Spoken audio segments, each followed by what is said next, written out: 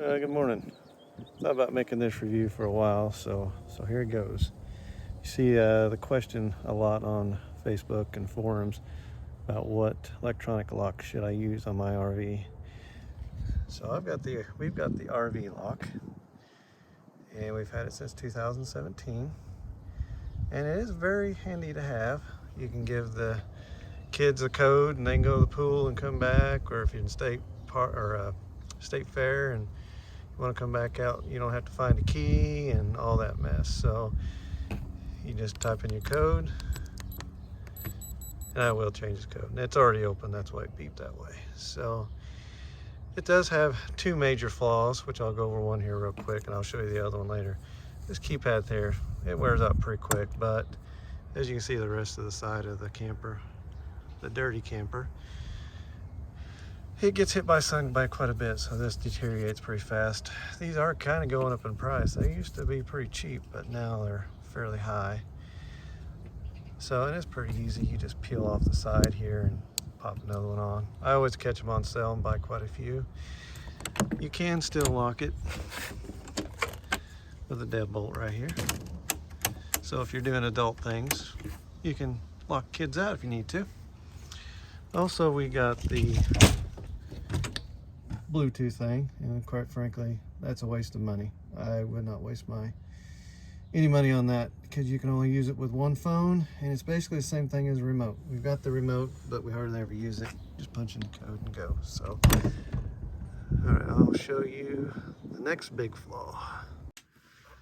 All right, so this is the other flaw of the RVLock, and you see it quite a bit. And I think this is why people get rid of their RVLock. So this is what they call a PCM board. Now it's only pretty cheap, about 10 bucks. But as the law goes, it always dies right before you go on a big trip. So it's kind of a pain in the butt. I mean, it's not hard to replace, but it's kind of, you just have to keep an extra one. Or you can do what I did.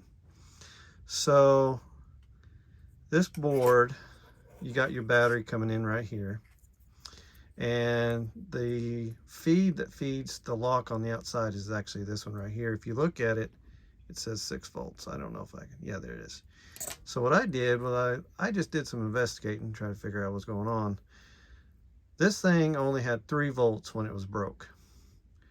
So that led me to believe there was something in this board that was going bad, a flaw that they haven't, I don't know why it goes bad. I even asked them, and the answer was ridiculous. But anyways, and this board actually has this right here, so I don't know. The other one that I pulled out just recently, this is like the one prior, didn't have that, so I'm not sure if that may be it. But so yeah, what I did was I took a wire and I tapped it in here.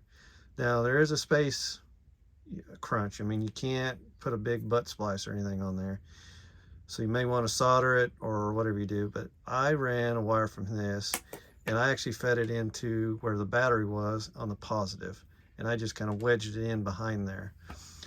But you could also tap into the wire that comes into this. Now, I don't know what that overrides, but I did that a year ago, and it's still working just fine. And the batteries aren't dead, so I don't know. It's a good fix. Now, I was going to just go ahead and replace the whole lock because I was getting so tired of it. But for the most part, it's still working. Now, would I recommend RVLock? I don't know if I actually would. There are better products on the market. When I got into this, when I got that 7 years ago, that was the only one. But now there is a Baure, B-A-U-R-E, and it actually has built-in Bluetooth, whereas that terrible Bluetooth, it actually shows you the battery, power, and all that other stuff. So it's a little bit better. So like I said, I probably would show you more on how I modified this, but it definitely is going to be the recommendation of the manufacturer. I kind of gave you the lead steps to do it, but basically you want to get battery power, bypass this to that, and your lock will work just fine. And you should not have any other issues unless the motor goes out or anything. So that's my review of the RVLock. What I mean, nowadays I wouldn't recommend it, possibly because there's other options. but it still is a good alternative. I mean, you don't have to worry about finding a key and all that other mess, and you can always get into it. I still would recommend carrying a key in case the battery dies, but you know, anything's possible. So all right, thanks for watching.